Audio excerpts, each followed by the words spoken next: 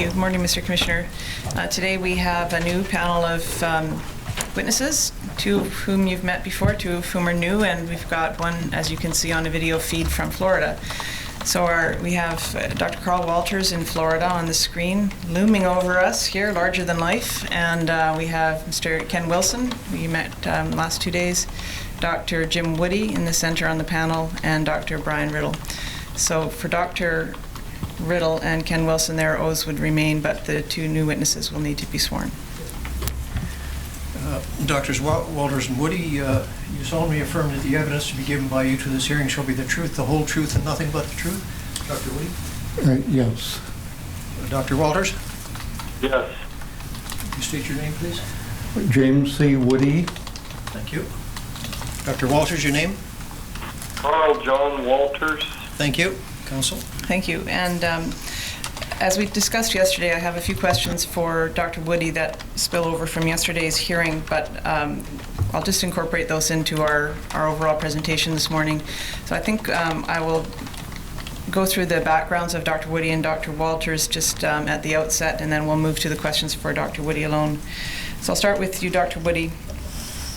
First of all, your bio was provided to the Commission, and that's at tab 11 of the binder before you, and it should be coming up on your screen. Just by way of background, you obtained your PhD in 1971 on sockeye salmon, is that right? That's correct. And you worked with the International Pacific Salmon Fisheries Commission from 1971 to 1985? Yes. And you stayed with the new Pacific Salmon Commission after the transition up until 2002, is that right? That's correct. And you were the chief biologist and head of the Fisheries Management Division for the PSC during that time? That's correct. And in your work as chief biologist at the PSC in relation to Fraser River sockeye, you worked with the Fraser River panel, you were involved in monitoring programs, and you designed fishery management strategies to achieve treaty objectives. Is that fair? Yes, that is correct. The work evolved over time, but all parts of the fisheries management was under the control of the IPSFC, and I was the chief of the fisheries management section for that last few years, and then with the PSC. Okay. And this is your biography that we now have on the screen before you? Yes. I'd like that marked, please, this next exhibit. Involved in research involving cyclic dominance and population dynamics of Fraser River sockeye, is that right? Yes, I was more involved in the early years after retirement, and in the last few years it's been at a lower rate of involvement. Thank you. I'll just move now to Dr. Walters. Dr. Walters, you have a long history also in salmon biology, correct? That's right. And your CV has been provided to the Commission as well, and that should be found at tab 2 of the materials. And I don't know if you can see it on your screen, but if not, I'll just try and highlight some points from this lengthy resume. You have been a professor at the University of British Columbia since 1969, is that right? Yes. And your work at the university is in applied ecology and population dynamics, is that right? Yeah. And also dealing with fisheries, population dynamics, etc. That's right. You've have been involved in a number of professional activities which are set out in your CV at pages 3 and 4, and I don't think I'm going to go through them orally, just to confirm that they are there on your CV.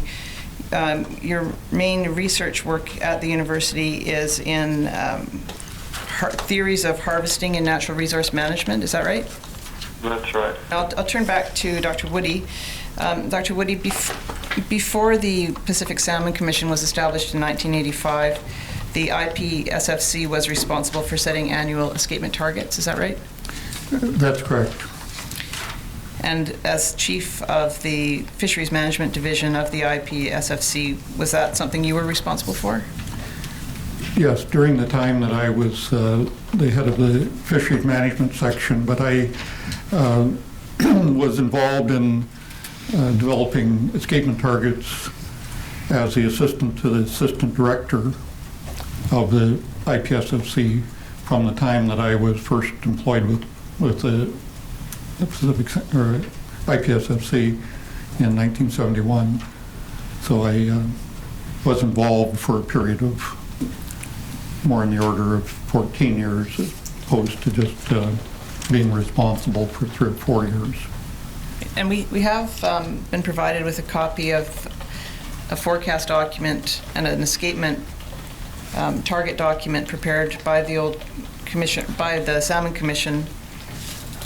Actually, I think this is in 1985. I'm not sure actually if this was under the Pacific Salmon Commission or the IPFFC, but if you can turn to tab 13 of the materials, you'll see a 1985 Fraser River Sockeye forecast document.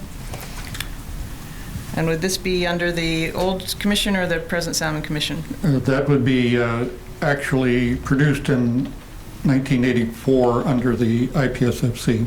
Okay, just prior to the transfer over. Yes, a year plus prior to the transfer. And the escapement targets are set out in that document at page 58 in a table.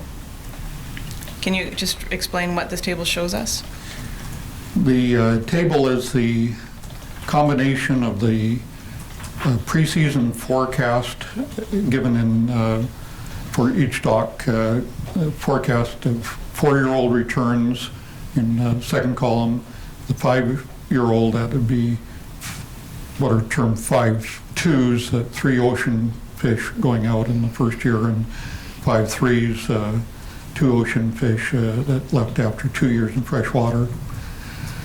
Those would sum to a total forecast, return forecast, and then the net escapement goal would be developed independently of that forecast,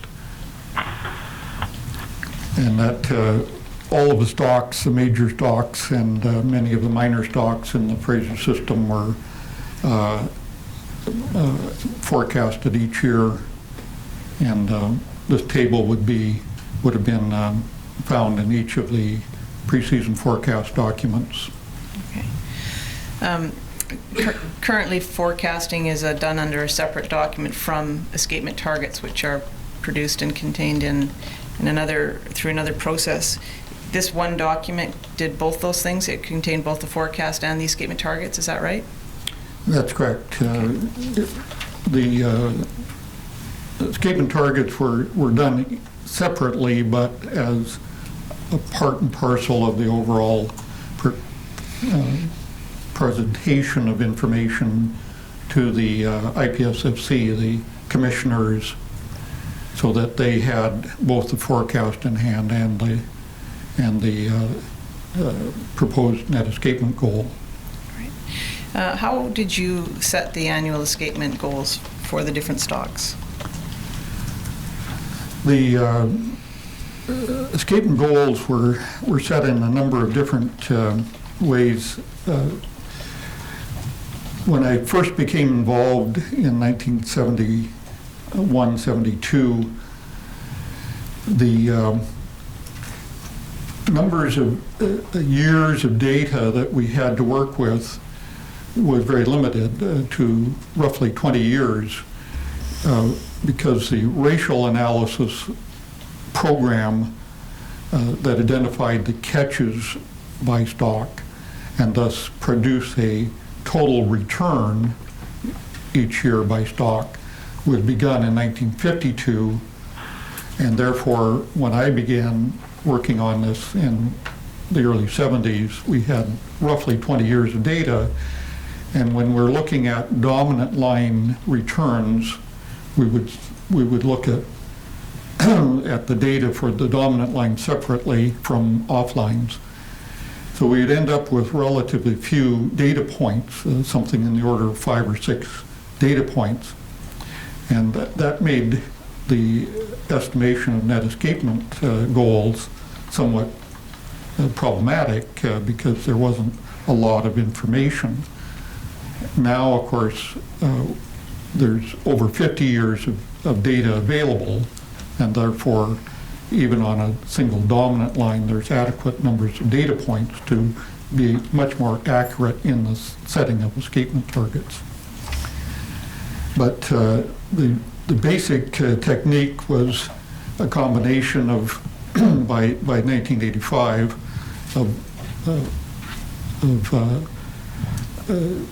running stock recruitment analyses on the information that we had at hand. And if those stock recruitment estimates provided optimum escapement goals, then that would have been used. More often, it would be a combination of the estimates from the stock recruit relationships and historical data that might be available that influenced our thinking on the setting of those goals. There are situations that in that time period that some stocks were still in the rebuilding phase and had not reached that point where currently you could look back at that long term of data and understand what the productivity and of the different lines, cycle lines, were or would be, and thus provide better estimates of optimal escapement. So it was not an unscientific technique, but all different pieces of information had to be brought into play to provide net escapement goals. The table that we see in front of us has an escapement goal set for every stock listed, which looks like there's about 18 or so. Would the stocks be managed in that way on an individual stock basis, or would the escapement goals be aggregated in some way? Escapement goals were aggregated. We, in fact, I think it would be more proper to say that we were targeting the management toward certain major stocks each year. The early Stewart, certainly, because it is a stock which comes in fairly independently of the other stocks. In 1985, it was a dominant line year for Quinnell stocks, Horsefly, Mitchell, and that stock grouping would have been the primary focus of management during the season. And then in other years, particularly years that had strong late run returns, Adams, Shuswap stocks, they would have been the target of management. In some cases, the escapement goals that are provided are essentially taken off the harvest rate, which would have been needed to achieve the escapement goal for the major stocks. So if we're looking at a 70% harvest rate for Quinnell stocks, we would set the goal for co-migrating stocks, minor co-migrating stocks, essentially by that harvest rate. So they may not have been optimum harvest or optimum escapements for the smaller stocks, but they were practical estimates of what could be achieved. And was the escapement goal designed to reflect dominant cycles and subdominant cycles and off-cycle years, or was it a goal that was set kind of as on an average across all cycle lines? The escapement targets would be set by cycle line, with the dominant line being a unique subdominant line generally separated from the others, and then the off-cycle lines for cyclical stocks would be, if you will, relegated to going along for the ride type of thing with the harvest rates of the major stocks for that year being the dominant goals. I think it's 18 named stocks there. How were the stocks which are not, with the miscellaneous, I guess is how you've described them here, how did you do the calculations for those stocks, or why were they not broken out in the same way? In regard to the Escapement goals. escapement goals, generally speaking, the escapement goals for the minor stocks and the off-cycle lines of major stocks, such as Adams, pardon me, would have been set primarily by through the estimates of what was likely to be the harvest rates for the dominant stocks that year. And so, as they say, if we were looking at a 70% harvest rate for Quesnel, the minor stocks that essentially were completely overlapped in their timing in the marine areas and freshwater migration would have been assigned close to that escapement rate, and thus a escapement target which reflected that escapement or that harvest rate. If I could get you to just give me some definitions, just to make sure we're all on the same page on the next couple of questions. Can you define what a fixed escapement policy is? What does that mean? A fixed escapement policy would be where regardless of the forecast for a particular stock, the escapement goal would remain the same, perhaps it's estimated through a stock recruitment relationship. In other words, it tended to give us results where the particularly dominant line escapements on large stocks were relatively well close together in all of the dominant line years. And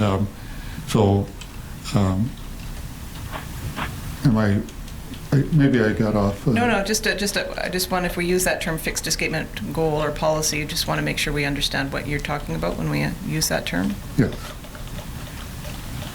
Okay. Then the next question is, what's a same kind of question, a definitional question, what's a fixed harvest rate policy as compared to a fixed escapement policy? A fixed harvest rate policy would be to set the harvest rate or set fisheries which would produce a anticipated harvest rate and fish that at that level regardless of the abundance of the stocks coming back. So the variation between cycle years would not influence the fishery management. That would produce in small return years, smaller escapements, in large return years, larger escapements on that line. So you get more variation in the escapement levels for an individual stock over time. And was the IPSFC management of Fraser River sockeye during your tenure, was it based on a fixed escapement policy or a fixed harvest rate policy or something else? It was generally more configured to be a fixed escapement policy with the larger stocks, the stocks that are the focus of management, being managed to achieve escapements for those stocks that were similar on each of the recurring dominant lines and such. Did the IPSFC ever manage sockeye based on a fixed harvest rate policy? No, we have not.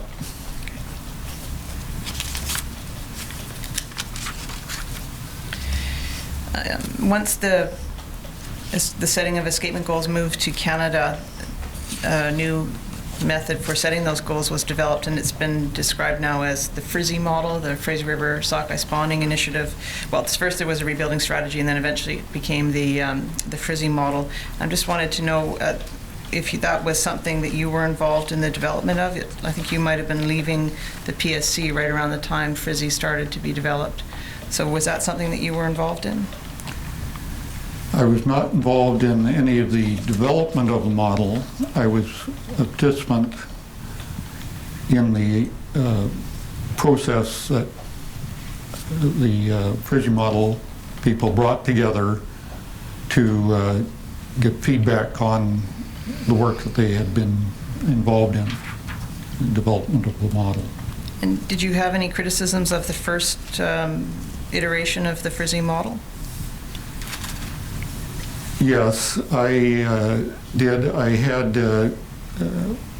concerns about the model, the stock recruitment models that they were utilizing in the Frizzy model. And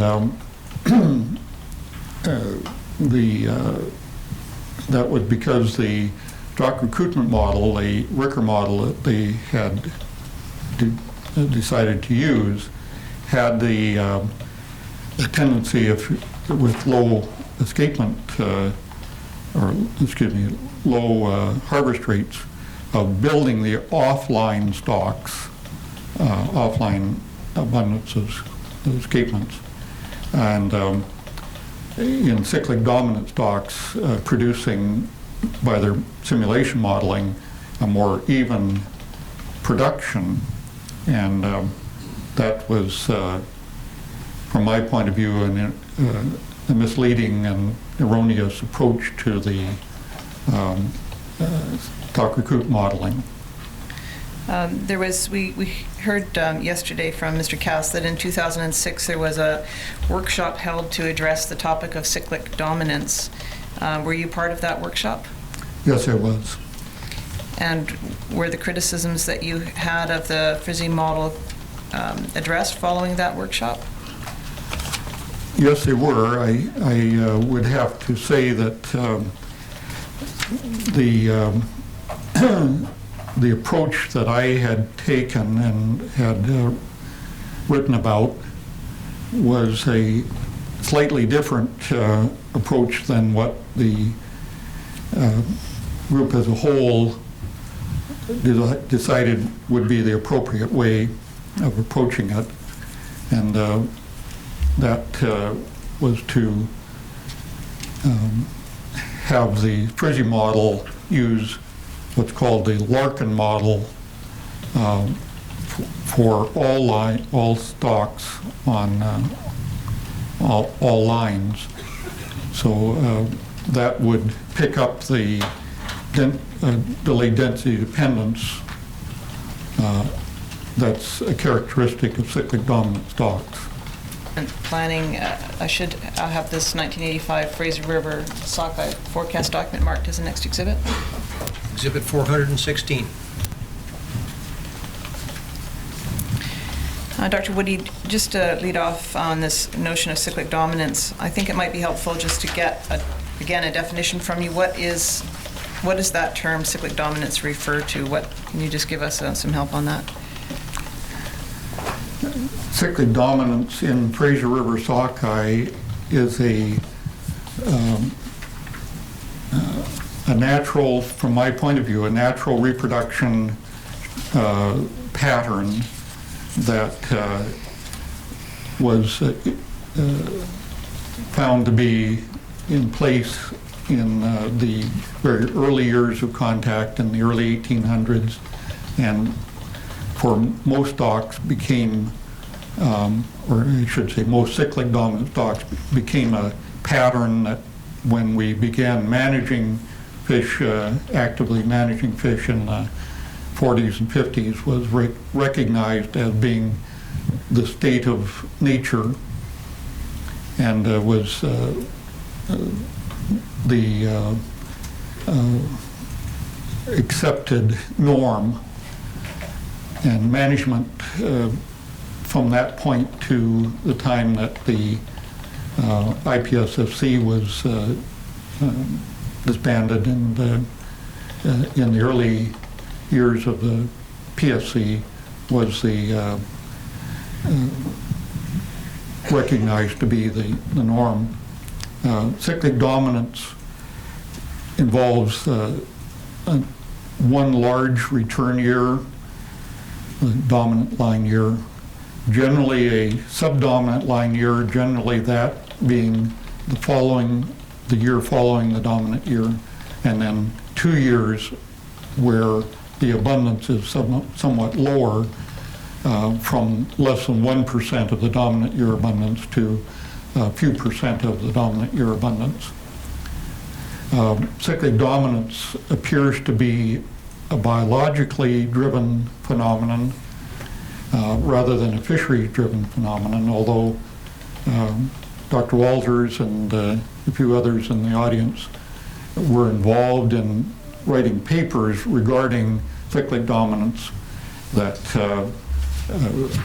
were originally thought by some to be a consequence of the harvest strategy, a harvest management strategy.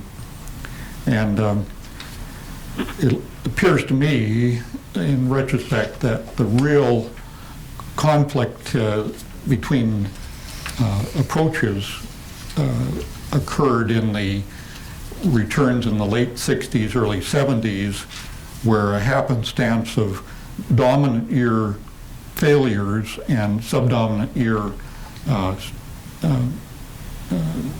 strong subdominant year returns gave the appearance that there might be a change of dominance, and that the fisheries, IPSFC, harvested down the subdominant year to retain the dominant year pattern, and that fishery harvesting at high harvest rate that occurred in those years, and these were 1967 and 1971, that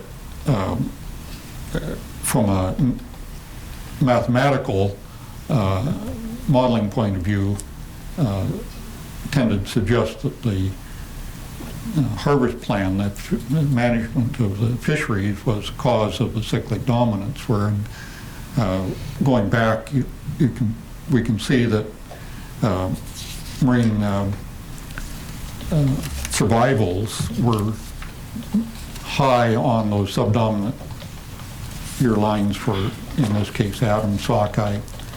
And it's right now we're undergoing the same type of situation with the horsefly. The dominant line of the horsefly or quenelle system stocks is the 209 line, and a low recruitment on that line, and thus low escapement in 2009, and a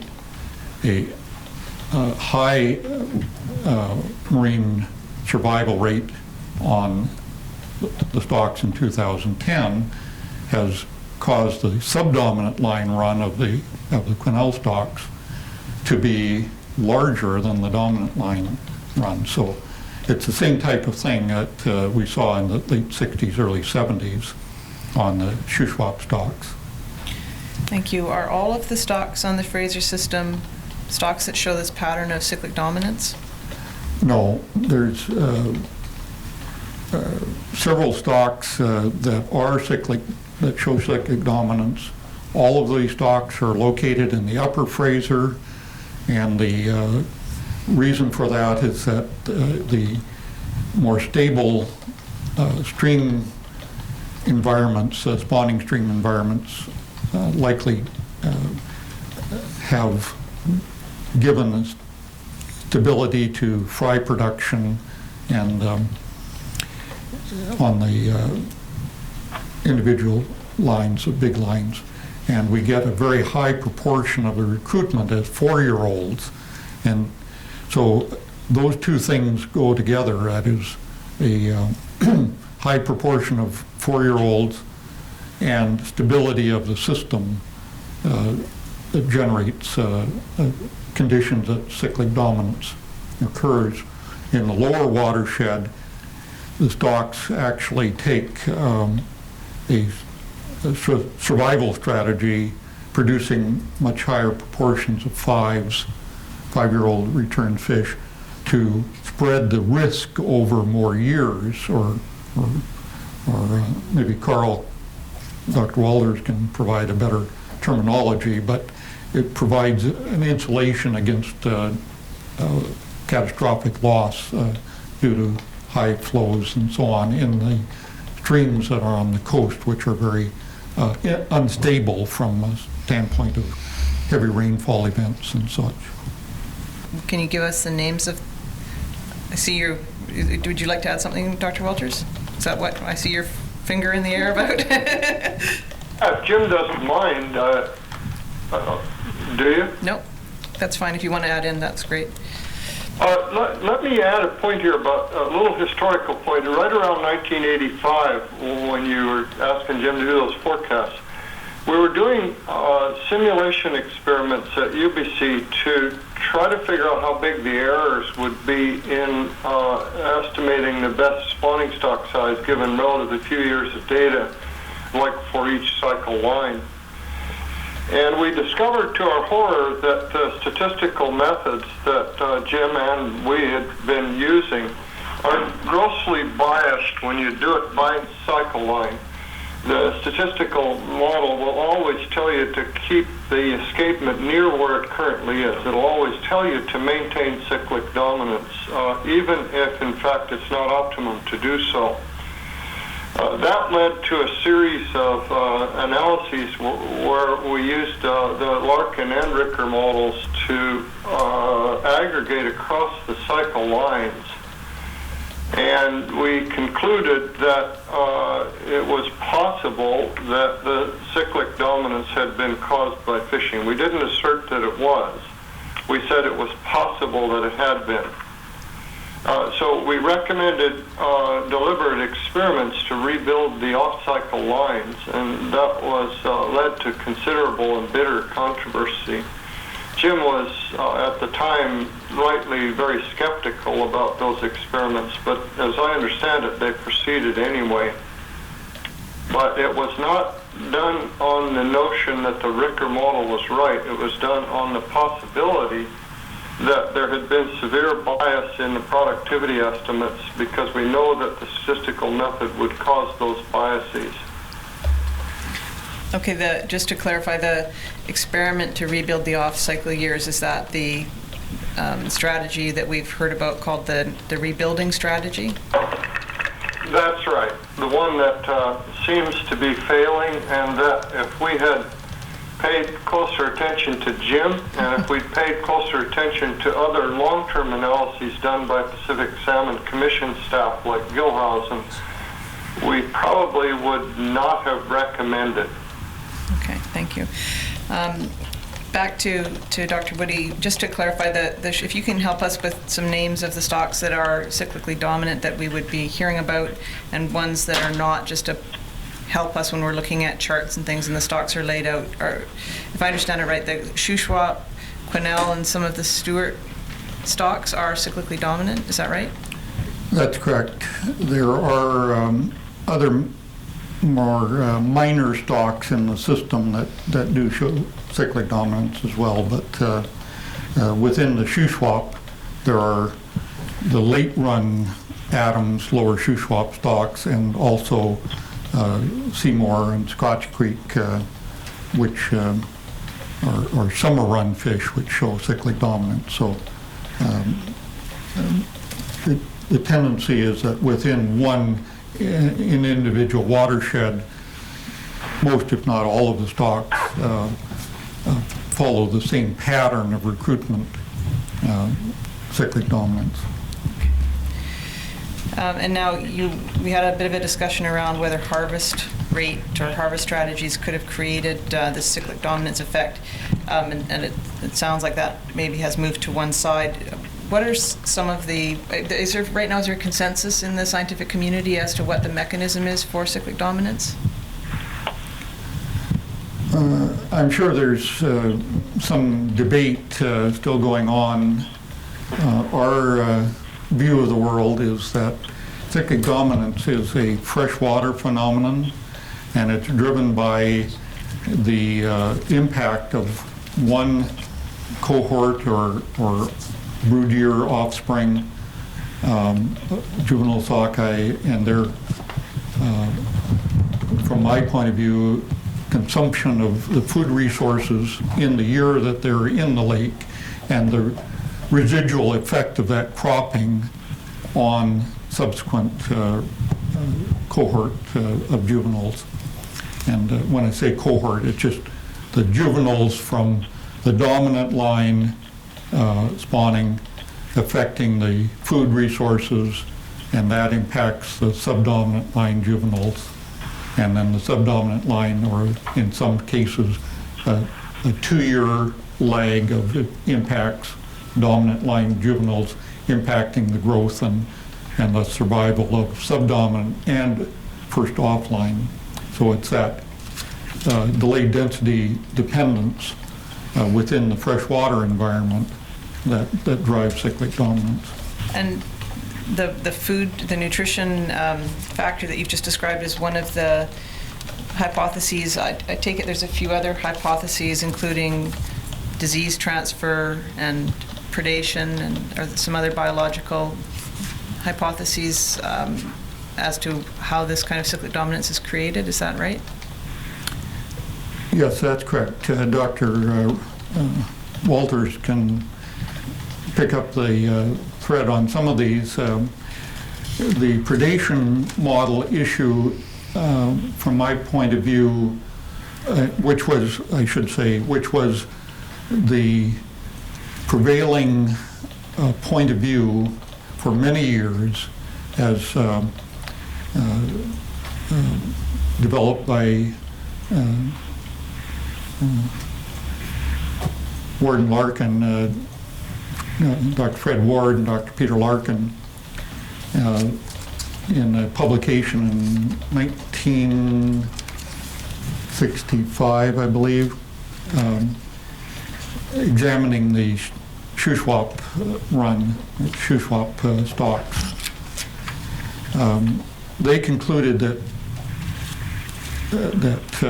predation mortality was driving it. That is, the predators in the system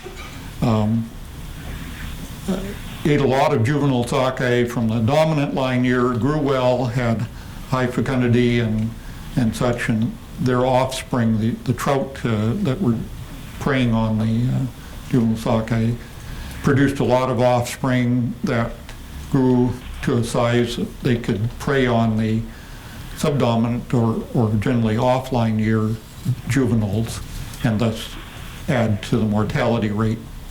And some of the work that I've done and that will be added to the next paper we have indicates to us that the cycling of the predators is not the issue. It's just the predation rate and the depensatory, what we call depensatory predation, where when there are few juvenile sockeye in the lake, the predation rate goes up to a point that it offsets the compensatory mortalities that you generally find in sockeye. So where you would expect the production rate on the offline years to be better because the lower density would give higher success of spawning and or egg survival and such. To my way of thinking, the mortality in the lake from the predators is just overcoming that compensatory advantage and thus resulting in fewer juveniles, smolts, going out on the per adult on the offline years, and maintaining thus the cyclical pattern, keeping a lid on the production on the offline years. Thank you. And did you have something to add, Dr. Riddle?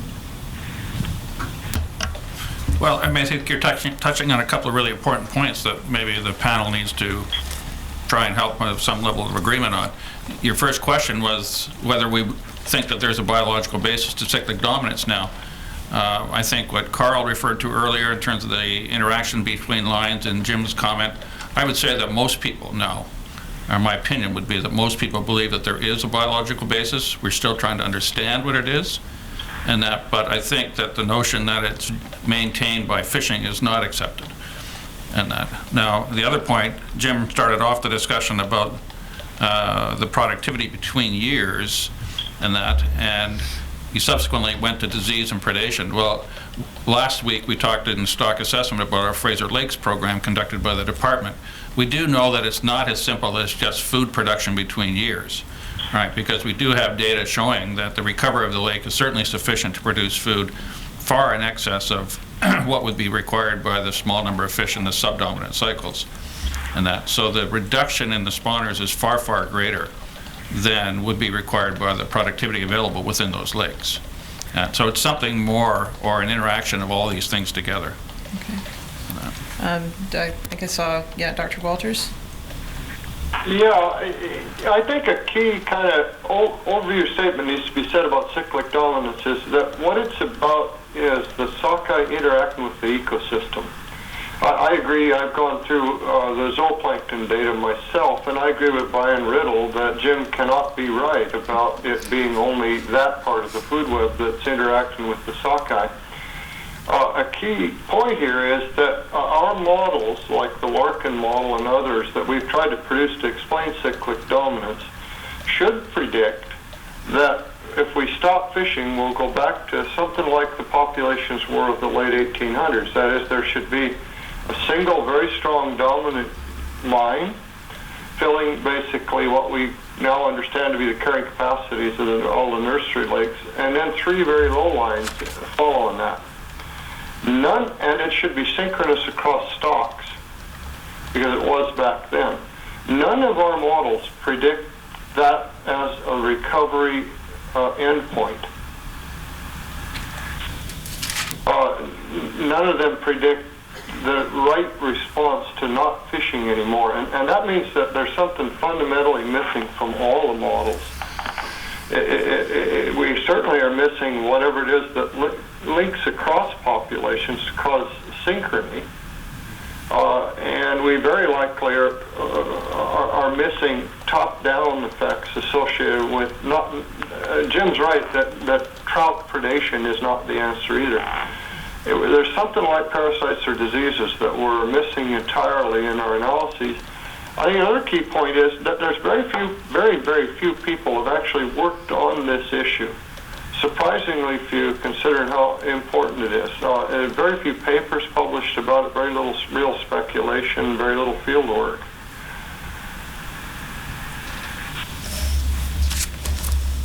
Okay. Did you have something to add, Mr. Wilson? We've sort of moved into the questions I had for the panel, so this is working very well. One of the next topics I wanted to just make sure we had a handle on was this idea of a maximum sustained yield. What can you just, again, we'll start with Dr. Wood, if you could just give us a definition of what that is so we know what we're talking about if that comes up. Yes, Mr. Commissioner, the concept of maximum sustained yield has been around for quite a long time. Dr. Walters is kind of the Excuse me, I apologize.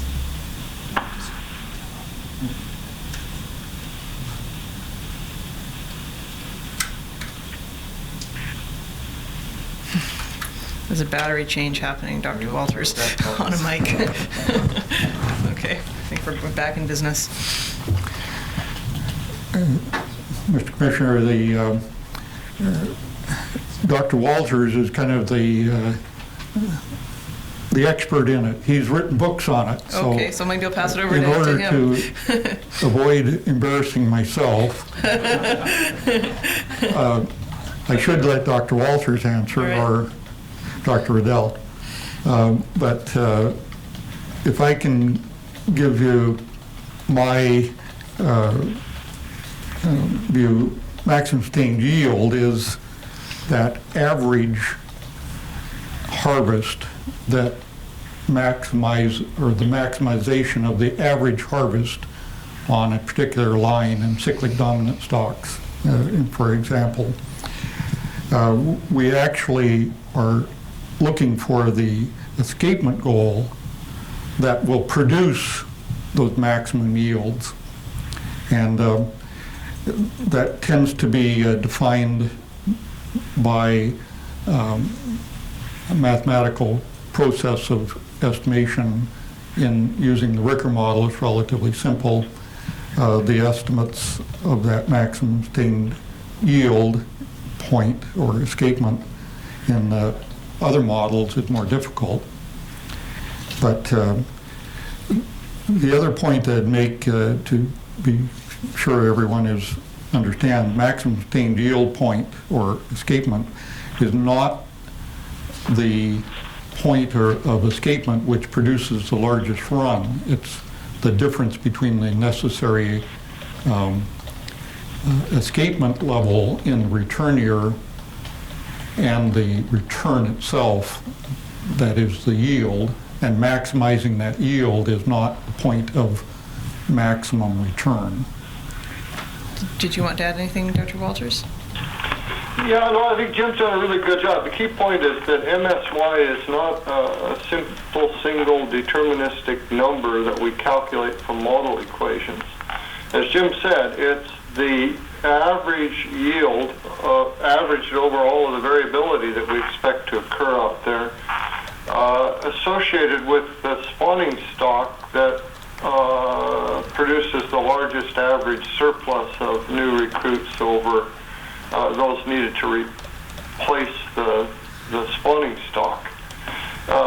It was discovered in the early 1970s that in general, maximum average yield is a better word than sustained yield. Maximum average yield for long periods of time is obtained by following a fixed escapement policy, not a fixed harvest rate policy and not any other more complex rule. So when you say you're managing with an escapement policy, as you mentioned to Jim, you're essentially trying to do an MSY, maximum average yield management.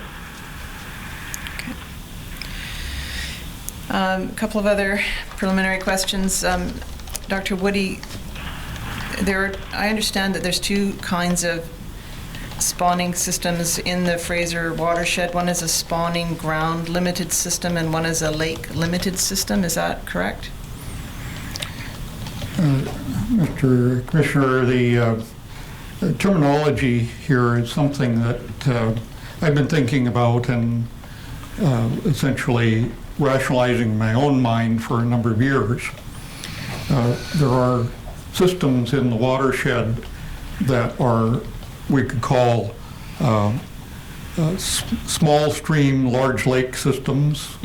For example, Francois Lake in the upper watershed and the Dina River, and that's not a small river, but a small quality spawning area. There's a spawning channel on it now to increase fry production and such, but you're putting relatively few fry annually into a large lake, and as such you don't get much density response in the system. So in a sense, the juveniles, whether relatively few or the maximum number of juveniles going into the system, you don't get much response in terms of size. There's not any real sharp drop-off in size of juveniles. So that's what I call a spawning ground limited system. And the other stocks in the watershed that might be, or systems might be Choco, which shows a relatively modest amount of decline in juvenile size over the range of abundance. Then there's stocks that, or systems that are what I call lake limited systems, where the spawning area is good quality and large, and the lake were physically may be large, but may not be highly productive, and thus when you have high densities of juveniles going into the lake, the size that you have, the size that they attain, is relative to the abundance of adults in the spawning population, and you can get severe drop-off in juvenile size in those systems.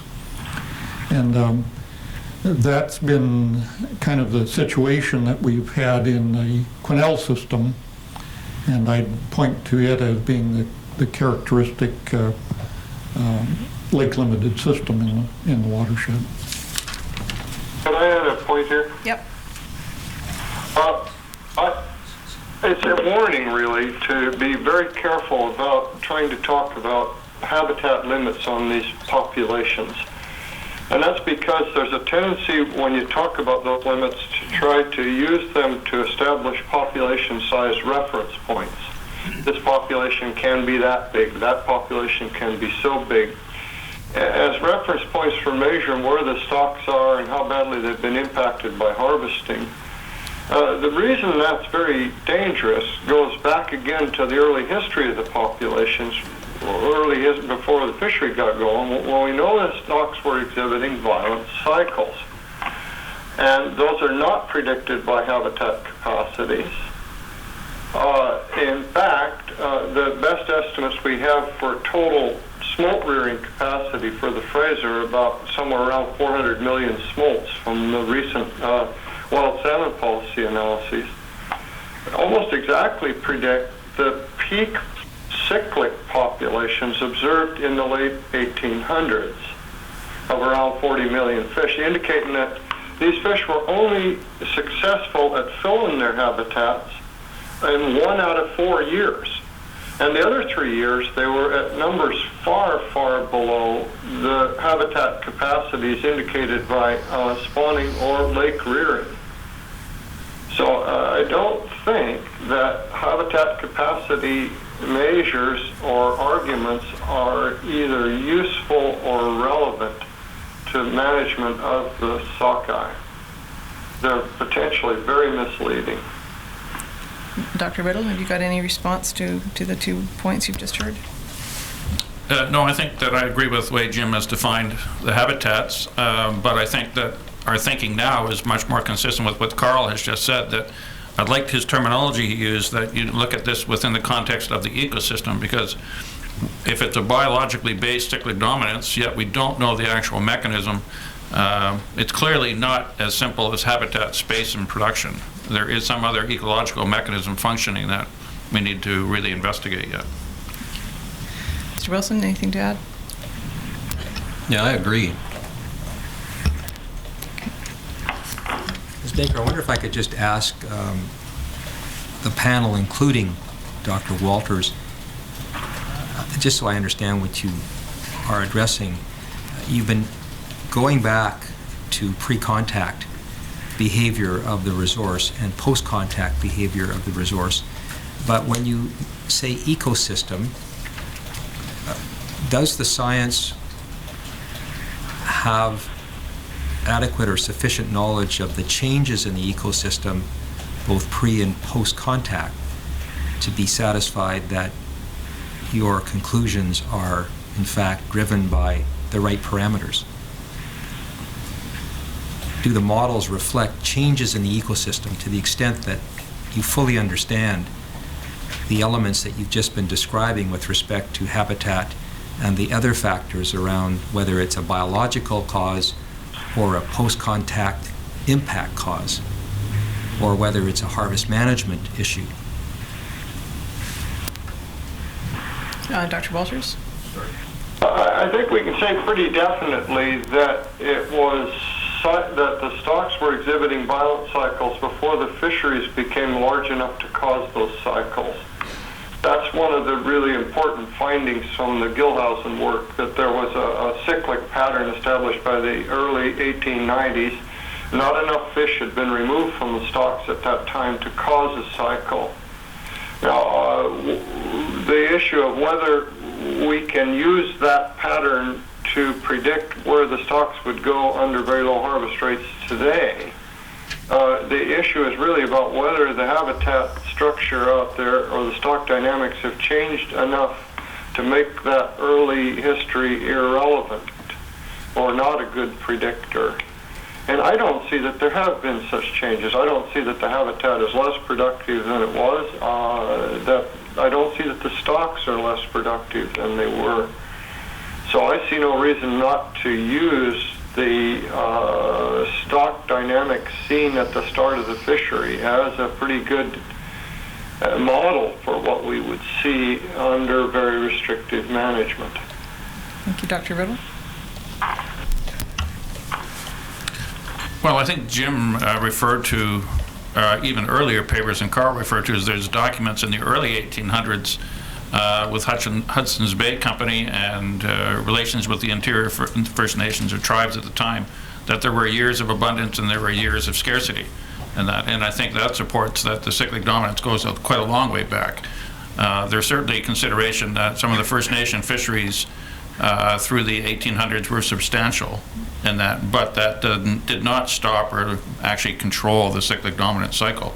And so I think that supports the notion that we've come to, that it's largely biologically based, and I think really the reference, Mr. Commissioner, to the models is one of saying that we can investigate these interactions. We don't have the knowledge of the biological interaction that's functioning yet. So I don't know that we could say that the exact same biological interaction is limiting us today as it did before. But certainly the observation that they're similar and that the habitats still have about the same capacity supports that cyclic dominance is a biological feature that's been with us for probably as long as we know, 2 or 3 centuries. And Dr. Woody? The part of your question, Mr. Commissioner, was relevance to the models, and the models that we have can only, or with the current set of environmental conditions in the lakes, the productivities of lakes that we currently see, we cannot go back and estimate what may have been occurring in those systems 100, 200 years ago, simply because we haven't collected any data, from my point of view anyway. But if there have been declines in productivity, then we're capturing those in our models that we're currently using. The question then becomes one of, is the productivity of the ecological productivity of the system different than it was back then? And of course, there's different views on that issue. Excuse me. Sorry, yes, Mr. Wilson? I would like to make a point. You know, we go back to pre-contact and have a discussion about what salmon populations might have been like. I think most of us agree that populations on average were larger, and escapements at sometimes were very substantial. We have, 40 million fish perhaps, but I've got a quote here from Dr. Ricker that peak abundance in Fraser sockeye might be as high as 160 million. That was quoted by Northcote Natagi. In those years, cyclic or not, you would anticipate massive escapements moving into the Fraser, and I don't think it's reasonable to assume that those were not important. Prior to contact and intensive fishing, it's likely that very large escapements were common. And those escapements have an impact on the freshwater ecosystem that may be quite profound. There's a very rich literature looking at paleoecological data, sediment cores, the importance of marine-derived nutrients to both the productivity and carrying capacity of freshwater ecosystems, benefits to streamside vegetation, aquatic vegetation, the bears, the birds, the general argument around ecosystem services. Now, whether or not nutrient delivery plays a role in cyclic dominance, I can't say, but it is likely that nutrients arrived in very large amounts periodically prior to the onset of fishing.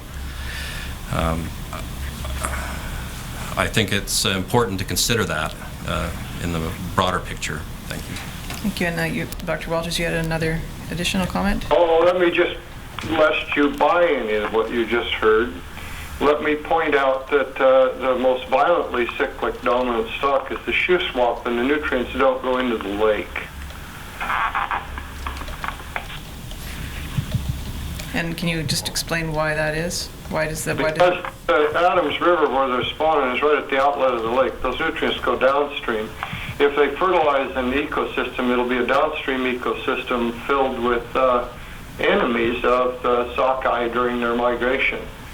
This business about lake fertility and enhanced production because of lake fertility can be happening, and it certainly is happening, but it's already measured in the stock recruitment data. So in Quesnel, when we see higher production out at the dominant cycle line, when we observe that, we are observing it under nutrient-enriched conditions on that cycle line. So it's double counting to pretend that there's some extra benefits there that we wouldn't see. And also, if that natural system was exhibiting the violent cycles documented by Gilhausen and others, with 1 year of plenty and 3 years very poor in between, it's really hard to imagine that sockeye had a large and sustained impact on much of the rest of the ecosystem. They must have been a really nice thing to eat them when they were around, but they could not have been sustaining a much healthier or larger ecosystem if they were such a rare component of that ecosystem's diet, if you like. Mr. Commissioner, it's 11:20. Should we take a break now? Yes. Now, for Dr. Walters' sake, are you going to keep him online or I think we keep the link, but he can go and walk around, and we'll have a 15-minute break. Come back in 15 minutes. Thank you very much. Okay, Dr. Walters, you heard that? Gotcha. Thank you. 15 minutes. We will now recess for 15 minutes.